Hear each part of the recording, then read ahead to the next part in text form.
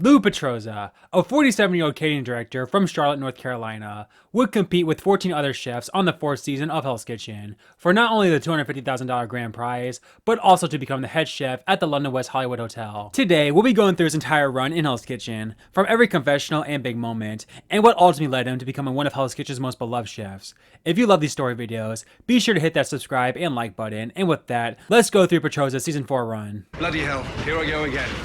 Episode 1 would begin with the usual signature dish challenge, the first chance for these chefs to make an impression on Ramsay. And safe to say, Petrozza would make an impression, but not exactly for the best of reasons. Oh, me. Or are they? What in the... Happy Halloween? What did you do to it to get it in there? It got in there. I got it in there. Holy... There's some butter in there. Some butter in that? Oh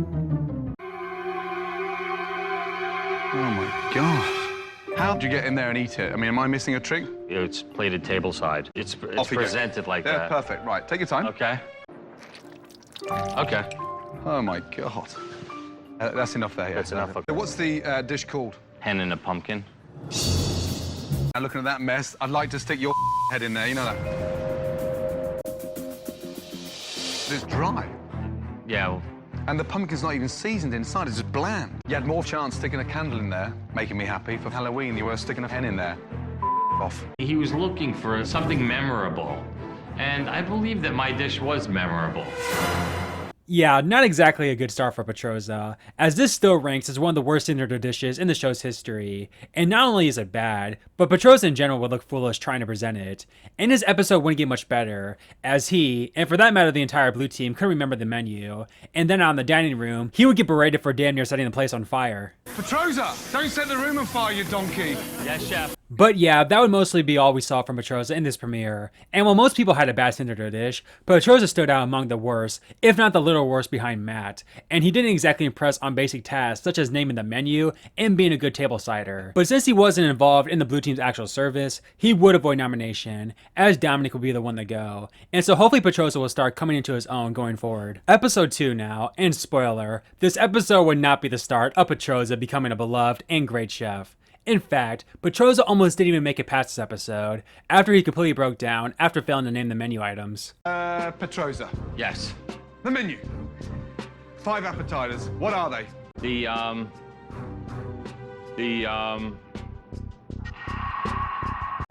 Stop. Yes. Stop.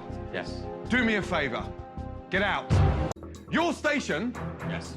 stands unmanned until you get your together. Hurry up. The desserts, up. What are they? All right. Valrhona chocolate and black cherry sorbet. There is no black cherry sorbet. Upstairs and start again. Okay. Quick, let's go. Okay. You think you're bulletproof? But nah, not here. I'm done. I'm done. In the words of Chef Ramsay. Hey, I'm done. I'm done. No, come on, put it down. No, I'm Chef done, watches, man. Chef watches, he's right out there. Done, man. No, stay there, you're cool. No, I'm done.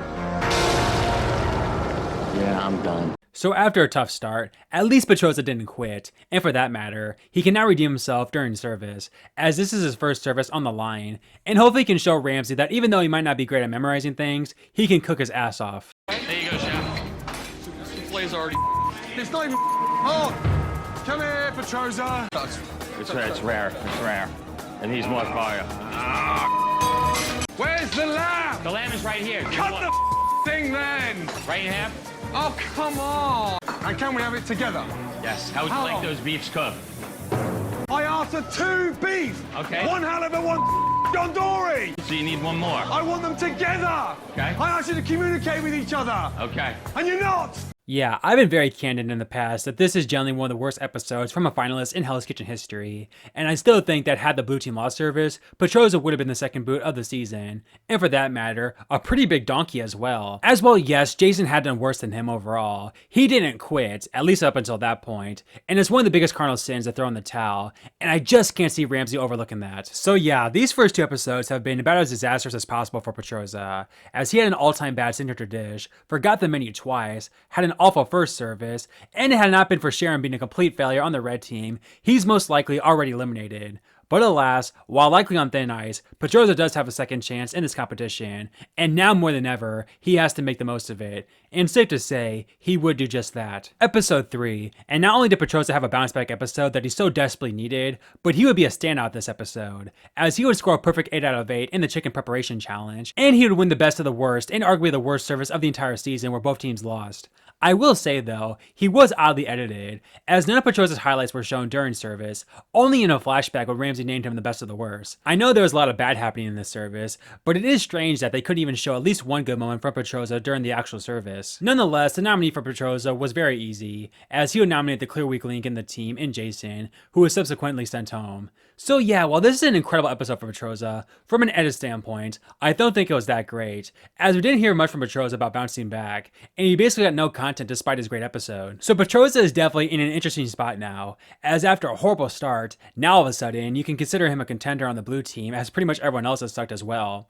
So it'll be interesting to see how his next couple of episodes go, as he can go anywhere from a bigger contender or next boot, depending on how he does. Episode 4 will be a very quiet episode for Petrozza, as he only got one confessional, and in general, all his content came during the reward challenge trying to pump his team up.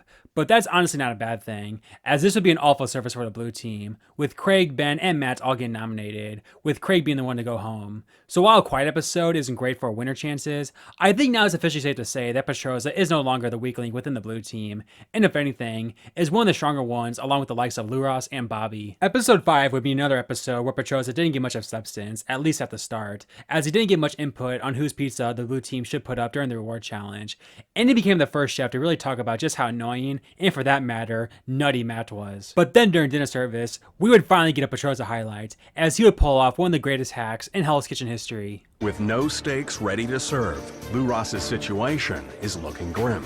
But Petrozza has a plan. This is our chance. We had to show the face of the beef, so I had to slice a sliver off it. He sliced that paper thin, and I looked at him and I'm like, are you serious? How's that one? Looks like works to me. Okay, LaRose, where's that beef? Much better. That was the most ghettoest thing ever in possibly kitchen ever, you know? I'll do my best, man, for you. Just simply incredible. And I think now, not only is Petrozza considered a top contender by most, but he's likely a fan favorite with how badass that was. And that would be all Petrozza's content for episode 5. And unfortunately, episode 6 would also be pretty tame, as pretty much his entire content was about being so happy to finally win a challenge. And again, remarking how annoying Matt was, which was the main plot point of this episode on the blue team, as Matt infamously begged Ramsey to send him to the red team, as he felt disrespected by the blue team. Although he never mentioned Petrozza being a problem, and that's a massive win for Petrozza in my eyes, as even though he does feel that Matt is a weak link within the blue team and annoying, to which the audience agrees with, the fact that he hides it shows his professionalism. But again, not much content for Petrozza thus far, as we're a third of the way through the season, but episode 7, that would begin the change, and Petrozza would become in some ways the main character on the blue team, if not the entire season. The episode would start with the chefs having to identify a missing ingredient with 3 separate dishes, and while Petrozza wasn't able to exactly correctly identify the missing ingredients, Ramsey still praised him for being close to guessing right, as the other chefs were completely off. This would segue to the blind taste test challenge, obviously one of, if not the most important challenge in Hell's Kitchen, with Petrozza doing average, getting a 1 out of 3, with the blue team in general getting whooped by a 9 to 5 score. This would bring us to service, and what would become a running gag throughout the season, Ramsey would berate Petrozza for having a messy station. Come here a minute, yeah? Just turn round. Yeah. And look at the... No, come here. Crap on top of crap on top of crap on top of crap. Look at here. Look. From there to there. Get clean! I usually have people cleaning up after me, but certainly not here. Look at the mess! Nonetheless, while Petrozza isn't exactly being highlighted, he's not being shown to make any service mistakes either, which has been the case this episode too, and I think most can agree, it's better to be a bit messy than messing up dishes. But speaking of that, after an awful night from Ben, the blue team would lose, and in a last-ditch effort to save himself, Ben would try to get the votes on the Luras, but after that failed, he then persuaded everyone to vote for a different person to cause a deadlock tie, and thus let Ramsey decide their fates, to which everyone agreed with. However, at the ceremony, Petrozza showed just how much of a good soul he was, and how much he loved his team. Who are you nominating and why? I'm gonna nominate myself, chef. I can't pick any of these guys. They worked too hard, and we came in today and worked our asses off. I wasn't a star in that spot today. Your level of maturity stands out. You're the most gracious man on that team. Thank you, chef. I mean, say what you will about this, and if it was stupid or not, but man, what an absolute human moment. And now Petrozza is officially the hero of the season without question. In the end, Ben would be the one to rightfully go home, and while this episode wasn't super great in terms of talent shown for Petrozza, this was an all-time great heroic episode from a Hell's Kitchen contestant, and I think pretty much everyone is rooting for him from here on out during the home stretch of the season. Episode 8 now, and this would be very interesting to see how Petrozza responds after his incredible episode 7, but unfortunately, it would be hard for him to stay super positive after the nasty Jen would join the blue team. Jen could be like a little volcano, and if that volcano goes off, it could mess up our whole little kitchen village. Lou Ross, why don't you go ahead and add the rest of this flour? Last time the dough was overworked. Jen and Lou Ross have that dumbass bickering back and forth. You can't be worried about the baby. We would also see Petrozza make his first true service mistake since episode 2, as he cut his beef too early and got scolded by Ramsey, but he and the blue team in general did really well, winning outrightly over the red team for the first time since episode 2, thus ending a relatively tame episode for Petrozza. But I don't think this hurts his chances at all, as not only is he beloved, but he's just been flat out one of the best chefs in the entire competition, and hopefully can have a bit more standout moments going forward. Episode 9 would be an important episode for the entire final 7, as their communication and creative thinking skills were put to the test, as the challenge would be a relay where the chefs only had seconds to tell the incoming chef what to do, and the service that night would be the make your own menu, with Petrozza once again getting annoyed at the villain of the season in Jen throughout. Let me tell you something. That menu sounds hideous. Chef thought it was awful. It's safe to say that Jen is taken captive of the ship, and she's heading right for an iceberg. Can't eat 2 dishes with no sauce. Jen's lost the challenge for the team. Can't forget the sauce. You just go like this, pour it on. Now, while maybe a bit too much content these past couple of episodes for Petrozza has been centered around his annoyance of Jen, one could argue this is just an easy excuse for the editors to prop up Petrozza even more as a hero, as even his somewhat villainous moments and comments come off as good, since they're at the expense of the hated Jen. But speaking of the menu service, it would be yet another oddly edited service for Petrozza, as despite Petrozza having a good night, he was once again berated for being messy. Hey, look at me. Yes. Did you just put that lettuce in there without washing it? Yes or no? Yes. My station was a pigsty. I can't help myself. I can't. It's always your downfall. Come on. I got you, chef. P for Petrozza, P for pig. Yes, chef. But nonetheless, due to his overall great night, Petrozza was named the best of the worst, his second of the season, and it just goes to show that being messy doesn't really matter in the grand scheme of things. Petrozza's options were easy, as he would nominate the 2 weakest in the kitchen that night in Lou Ross and Jen. However, when Ramsey asked who he would personally eliminate, Petrozza would shock the audience. Petrozza, Yes, chef. who should I send home? You should send Lou Ross home. I completely agree with that. Lou Ross, take off your jacket and leave Hell's Kitchen. Now this is definitely strange, as why in the world would the edit show so much of Petrozza hating on Jen just for him to save her? However, I look at it similar to Petrozza's relationship with Matt, as even though Petrozza had his opinions on Jen as a person, he didn't let his bias get to him when judging someone as a chef. And while you may disagree with his decision, I think this shows that Petrozza is truly level-headed with his emotions, which is incredible given what Hell's Kitchen can do to a chef. Anyway, we're on to episode 10 now, and Petrozza, along with the remaining 5 chefs, would officially begin the individual portion of the competition when... Lift up the domes in front of you.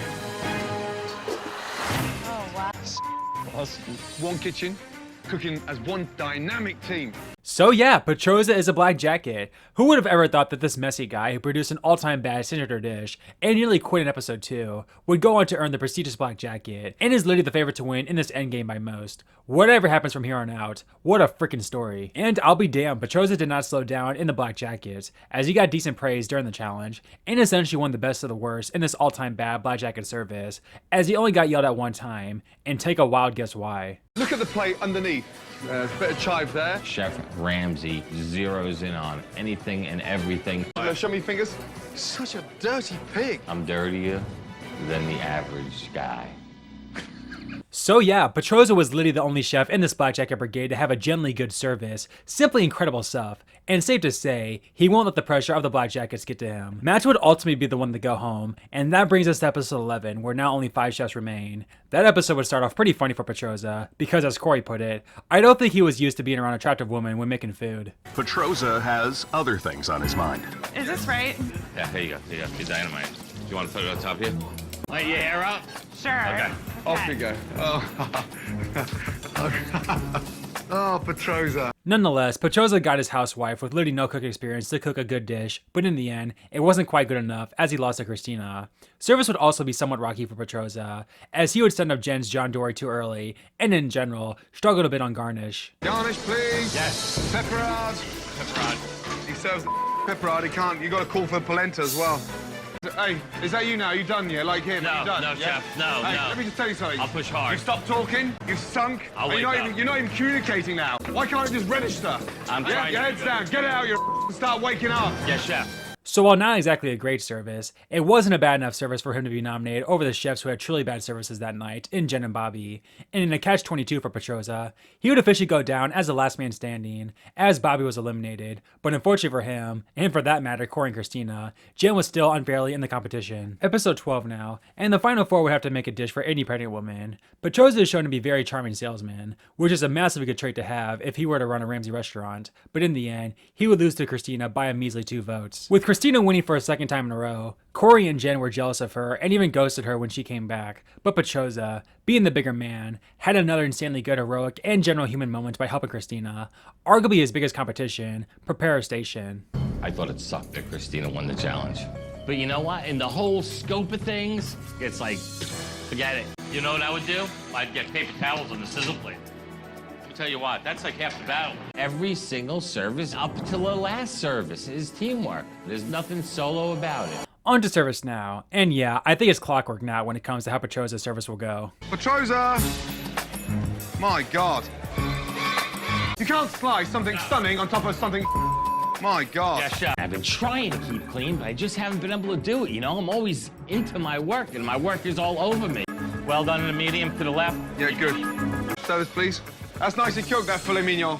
I don't give a You work like a pig from now on. Your meat's been excellent. Yes, chef. Seriously, the one time Petrozza didn't have a messy station was last episode, and he would have a somewhat underwhelming service. Maybe he just performs better with the messy station, and if that's the case, why stop him? Anyway, while Petrozza wasn't in the best of the worst, he was the best chef that night, making that essentially his 4th best of the worst of the season. But since the final 4 indeed had to come with 2 nominees as a group, they felt that the best way to go about this was to write names anonymously. However, Jen would be a massive villain one last time, as she wrote down Christina's name twice, leading Petrozza to have easily his most villainous moment of the season, but safe to say, it was well justified. You cold bitch. You finally feel like you have a heart? There's a good chance that your ass is going on the chopping block? That's why you feel like you have a heart? Or are you just full of Petrozza was so disgusted by Jen that he offered himself up for elimination to ensure her going home, but after the ceremony, Corey would be the one to take the risk despite having the rockier night. But in the end, Jen would mercifully go home, making this a truly epic night for Petrozza, as he had another great service, had another great heroic moment, and is now in the final 3 with Jen officially gone for good. And speaking of that final 3, episode 13 begins with Ramsay's surprising final 3 with their families, as he even personally made them one of his own dishes for them to enjoy.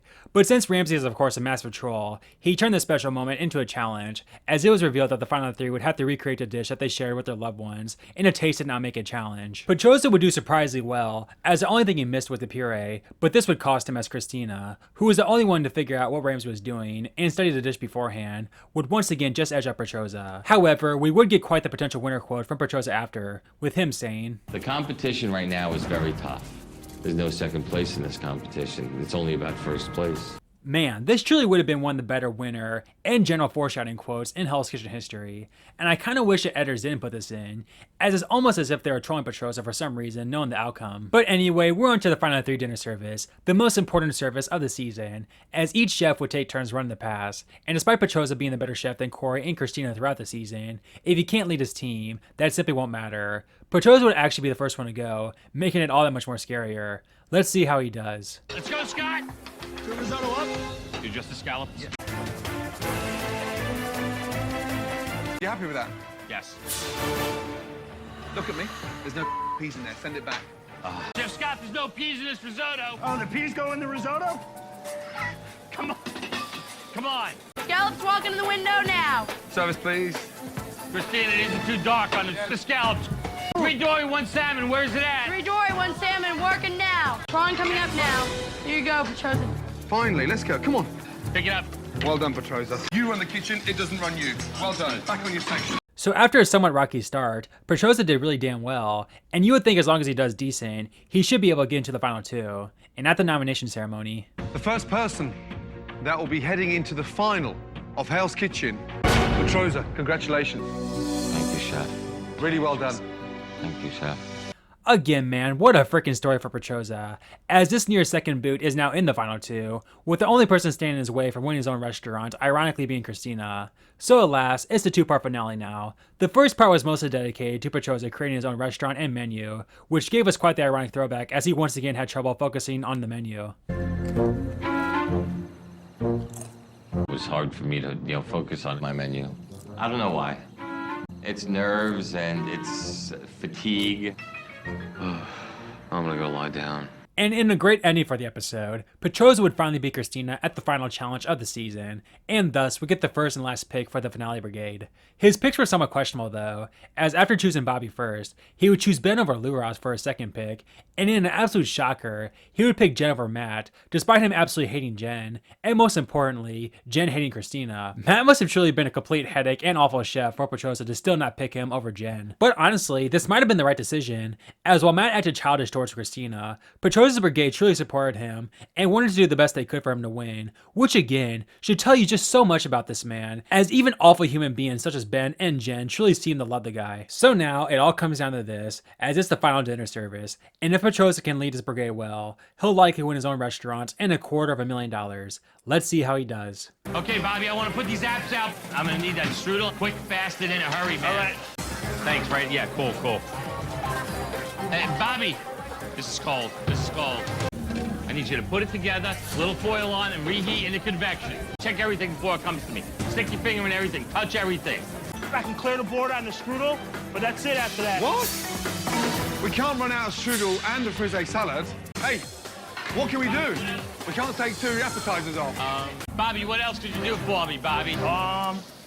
Just give me something. We're waiting. I can give you a risotto. Nice. Good. Risotto. We had to bounce back. There's no getting away from it. You had to bounce back. Good. Lobster risotto. Let's bang these appetizers out so we can do some entrees straight away. Thanks to some quick thinking, food is once again leaving the blue kitchen. Come on, Petrozza, yes? How long is that hot food going to stand there for? Right now, you're going to have to talk to somebody, yeah? You can't do it all on your own. I need some help dressing this 6 stop, you guys. Come on. Coming to you, Petrozza. Give me that. Pick up on a basket of filet mignon. Filet coming now. That's good. Okay, let's go. With a little help from his friends, Petrozza's entrees are leaving the kitchen. How are 25 desserts doing, Bobby? 1 minute out, chef. Pick up, please. All right, you guys, come on, last table. So while Petrozza, I think, objectively didn't do as well as Christina, he certainly didn't have a bad finale service, and especially factoring his leadership shown in the previous episode and throughout the season, and just in general being the stronger chef than Christina, it seems as if he has won the season. However... 3.